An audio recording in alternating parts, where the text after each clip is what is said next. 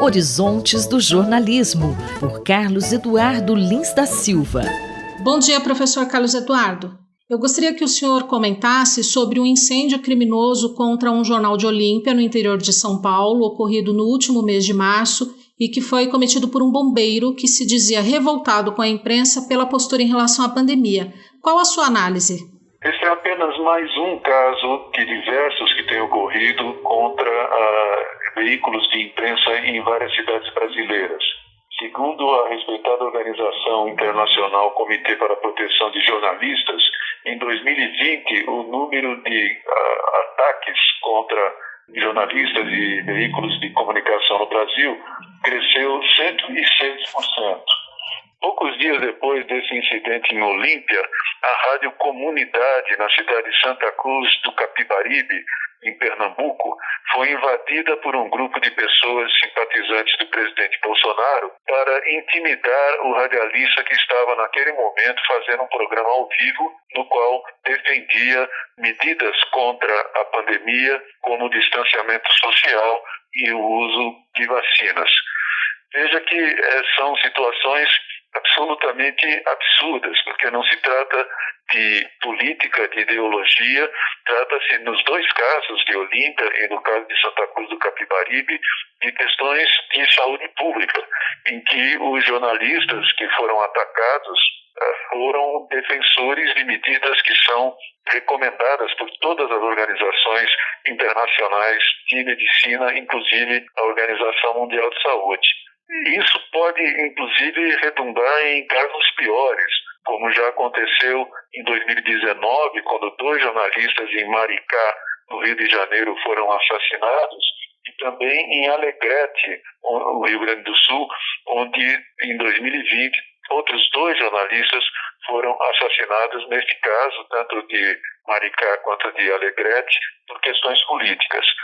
A verdade é que esses incidentes eles são resultados perfeitamente previsíveis da atitude que o presidente Bolsonaro e seu governo têm em relação à imprensa, sistematicamente atacada, sistematicamente agredida pelo presidente, seus filhos e seus aliados. Quando a gente sabe que o governo Bolsonaro, além de tudo, tem feito políticas para aumentar a possibilidade de posse e porte de armas por cidadãos comuns, a vida de muitos jornalistas literalmente passa a correr risco.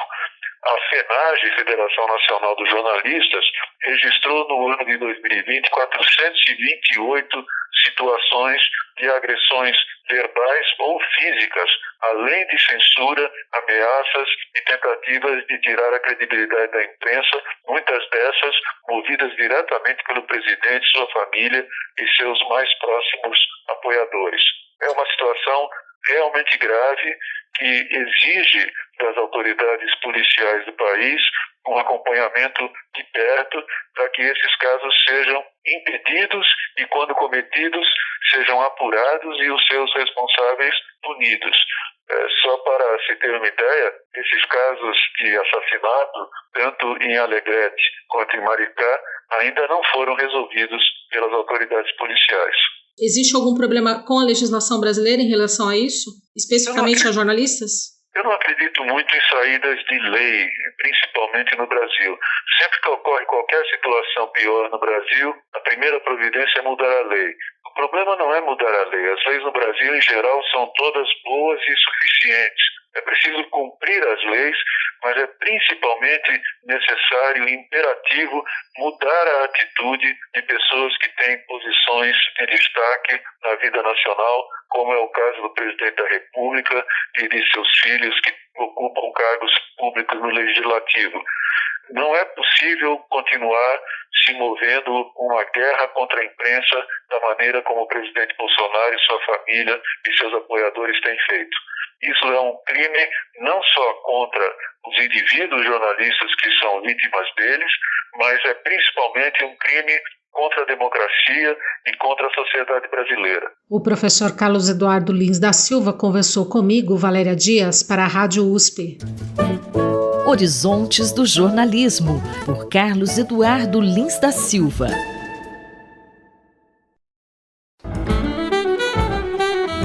Economia, por Gilson Schwartz.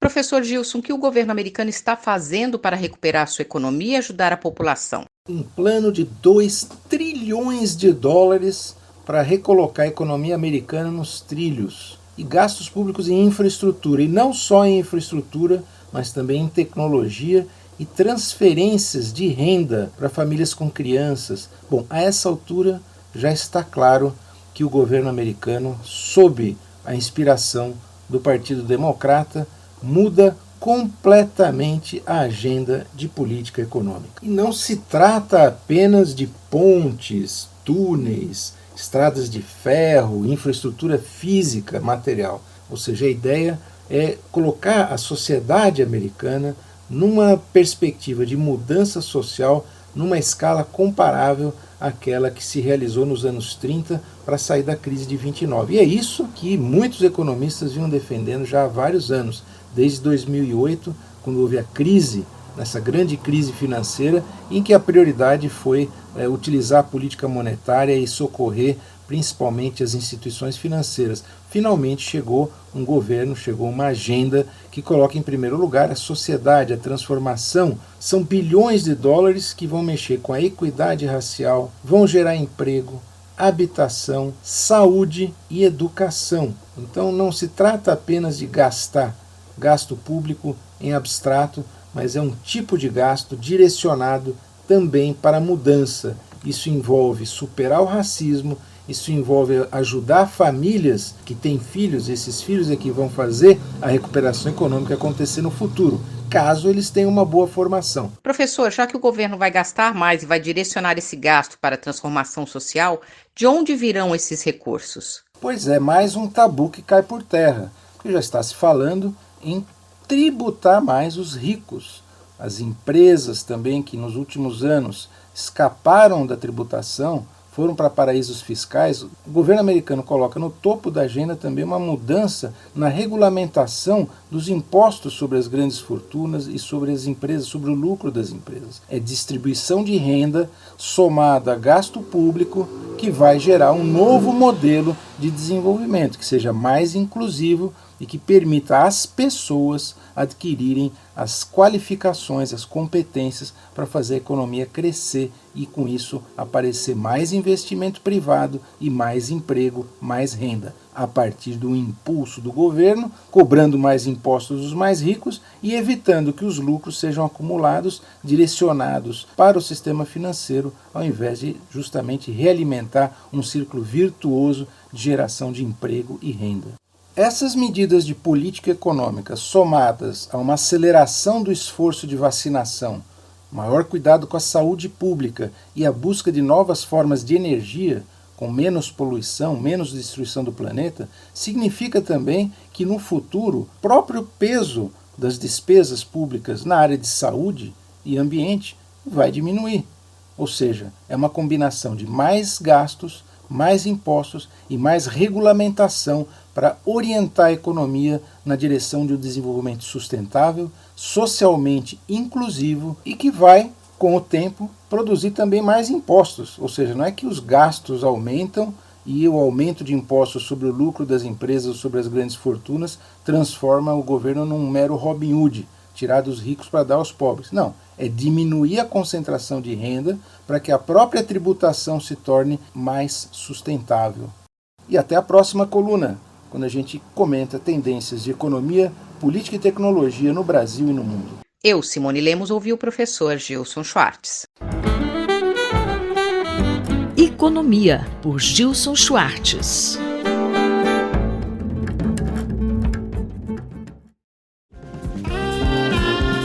Corpo em Movimento, por José Carlos Fará.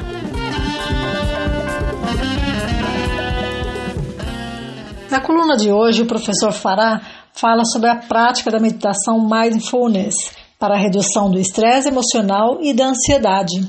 Essa abordagem pressupõe que a pessoa se concentre no momento presente, mantendo uma constante consciência do agora, sem distração de outras tarefas.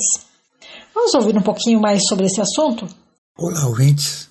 Estamos há um ano vivendo a pandemia do coronavírus e todas as suas consequências, não só representadas pelo número de vidas perdidas, mas também, e não menos importante, pelo aumento crescente da ansiedade e do estresse, muito comum em períodos de confinamento prolongados.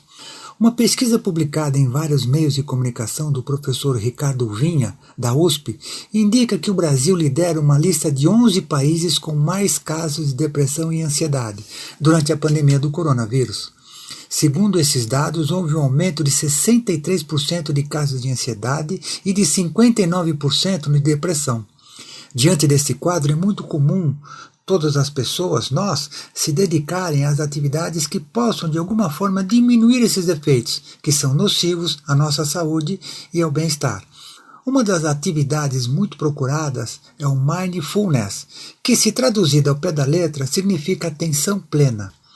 Segundo o artigo publicado no PubMed, a prática do Mindfulness é baseado em um procedimento sistemático para desenvolver uma maior consciência da experiência momento a momento de processos mentais perceptíveis, explicando que a abordagem pressupõe que uma maior consciência proporcionará mais percepção verídica, reduzirá o afeto negativo e melhorará a vitalidade e o enfrentamento, reduzindo assim a ansiedade e o estresse. Traduzindo em miúdos, a prática do Mindfulness é o exercício de se concentrar no momento presente, mantendo uma constante consciência do agora, como nossos sentimentos, as nossas emoções, os desconfortos e a percepção do ambiente. É o exercício de prestar atenção no que está se fazendo naquele momento sem se distrair com outras tarefas. Muito comum quando realizamos uma tarefa qualquer, mas nosso pensamento está em outro lugar e estamos plugados em redes sociais e mexendo no celular. Não conseguimos dar plena atenção ao que estamos fazendo naquele momento. Se temos uma plena atenção, diminuímos a ansiedade e o estresse porque estamos concentrados naquele ponto específico. Professor, quais orientações daria para essa prática? Como já dito, a prática do Mindfulness são exercícios simples, de prestar atenção no que se faz em relação ao ambiente, que se está e sempre mantendo o nível de consciência. Qualquer tarefa prestando atenção em todas as sensações que aquela tarefa proporciona, por exemplo, as texturas, os cheiros, as sensações, a percepção que aquela atividade está proporcionando. Por exemplo, quando estamos caminhando, seria importante prestar atenção ao nosso corpo, à contração do músculo, à circulação, ao sol que nos aquece, ao vento que toca a pele. É um exercício diário e acessível que pode ser realizado em diversas formas e em qualquer ambiente na rotina diária. Com alguns minutos de prática de atenção plena, como já dito, diminui a ansiedade e o estresse. E traz muitos benefícios para a vida diária, principalmente nesse momento tão difícil em que vivemos, que a pandemia nos força. Este é José Carlos Fará, falou comigo, Ivanir Ferreira, para a Rádio USP. Anote aí, se você tiver alguma dúvida ou queira mandar alguma sugestão para essa coluna, envie um e-mail para ouvinte@usp.br, aos cuidados do professor Fará. Corpo em Movimento, por José Carlos Fará.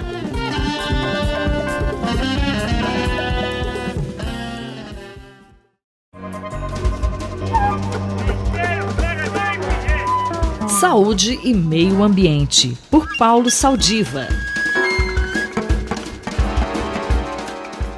Bom dia, professor Saldiva. Um ano de pandemia e, pelo andar dos fatos, ainda não temos data para sair da maior crise sanitária deste século. O que podemos falar depois de todo esse tempo entre erros e acertos, professor? Olá, Cinderela. Olá, ouvintes da Rádio USP. É sempre um prazer estar aqui para falar sobre saúde e meio ambiente.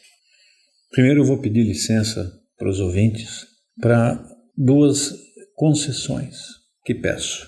A primeira é voltar ao tema da pandemia de Covid-19. A segunda é mesclar o meu papel de professor, médico e um pouco do cientista com algumas visões pessoais que tenho do presente momento que passamos.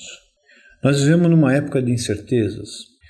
Por exemplo, hoje, quando eu falo, faz aproximadamente pouco mais de um ano de que fizemos aqui a primeira autópsia de um paciente morto por Covid-19 e começamos a entender a gravidade do problema. Eu esperava que isso não durasse mais que alguns meses, mas, para minha surpresa, eu chego agora com mais dúvidas do que eu tinha há um ano atrás. Quanto tempo vai levar para vacinarmos toda a população? Como será o comportamento da nossa imunidade frente a essas vacinas, adquirido por essas vacinas? Ela vai se manter por quanto tempo? Teremos que tomar reforço? Teremos que complementar a vacina durante um período com as novas variantes que surgem? Como vai ser a resposta da sociedade frente a essa tragédia e como ela se equilibrará entre o adoecimento, o isolamento necessário e a estabilidade econômica, principalmente daqueles que menos têm, aqueles que vão às ruas não por discordarem da importância da doença, mas pela absoluta necessidade de garantir o seu sustento e a sobrevivência das suas famílias. Professor, qual o papel da universidade nesse contexto tão caótico? Bom, é um momento que recai sobre a universidade um papel central na elaboração da melhor informação possível e de apresentar soluções para minimizar e reduzir os danos impostos por essa pandemia. Eu acho, sem querer ser autoelogioso, a Universidade de São Paulo cumpriu o seu papel. É nesse sentido que eu me dirijo a vocês. Enquanto nós não tivermos a certeza sobre o comportamento das variantes, a duração da imunidade efetiva das vacinas, que sem dúvida conferem proteção, mas por quanto tempo? Qual é o nível de eficácia real quando testado em condições tão extremas como, por exemplo, por novas variantes que não fazem parte do vírus que foi utilizado original para a produção da vacina. O meu melhor conselho é que, mesmo vacinados, continuemos por um período até que tenhamos essas certezas, utilizando equipamentos de proteção individual e fazendo o maior isolamento social possível dentro das possibilidades de cada um de nós. Bom, isso vai passar, mas ainda não sabemos muitas coisas para permitir estabelecer um prazo onde isso acabará. Mas vai acabar através da nossa união, da valorização da ciência e principalmente da solidariedade com aqueles que mais sofrem nesse momento. Bom, era isso que eu tinha para dizer hoje, e porque eu falei não só do ambiente da cidade, mas principalmente do ambiente emocional que todos vivemos. Perdoe-me por essa liberdade e por esse desvio de rota. Muito obrigado. Eu sou Cinderela Caldeira e conversei com o professor Paulo Saldiva para a Rádio USP. Saúde e Meio Ambiente, por Paulo Saldiva.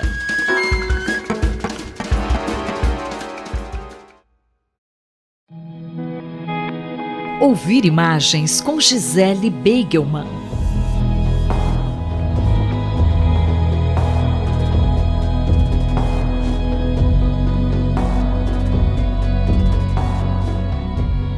Professora, como os fotógrafos têm conseguido documentar a tragédia da Covid-19 com esse aumento alarmante de mortes? Os fotógrafos são a lente de aumento do espaço público. Eles nos fazem ver o que está à nossa volta, porém sempre de outras perspectivas. No projeto Necropolitics, o fotógrafo Leonardo Finotti e a arquiteta Michele Jean de Castro nos revelam a dimensão da tragédia brasileira. Isso é feito a partir de uma série fotográfica que está sendo produzida com drones há mais de um ano, registrando o cemitério da Vila Formosa aqui na cidade de São Paulo. Esse é o maior cemitério da América Latina e ali foram abertas 8.000 covas rasas para receber as vítimas da Covid da cidade de São Paulo.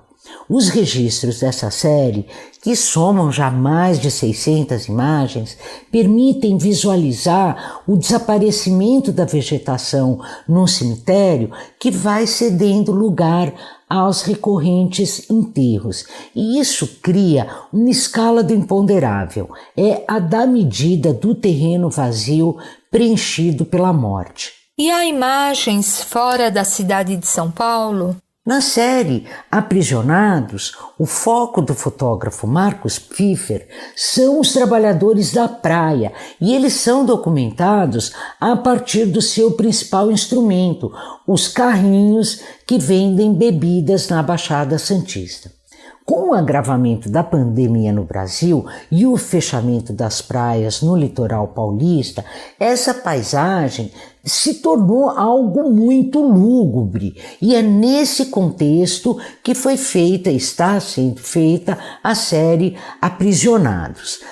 Os carros aparecem na praia embalados em plásticos azuis, naquela praia vazia, e também guardados em estacionamentos, porque com o agravamento da situação, já nem na praia eles podem ficar. E esses estacionamentos improvisados ao longo da praia trazem algo de muito claustrofóbico e antinômico, porque de um lado você tem a fragilidade dos arranjos, onde você vê pilhas meticulosamente organizadas de cadeiras de praia, com guarda-sol, com o próprio carrinho fechado, e tudo isso dá uma impressão assim, que os carros estão amordaçados sob o plástico azul, que na verdade os protege,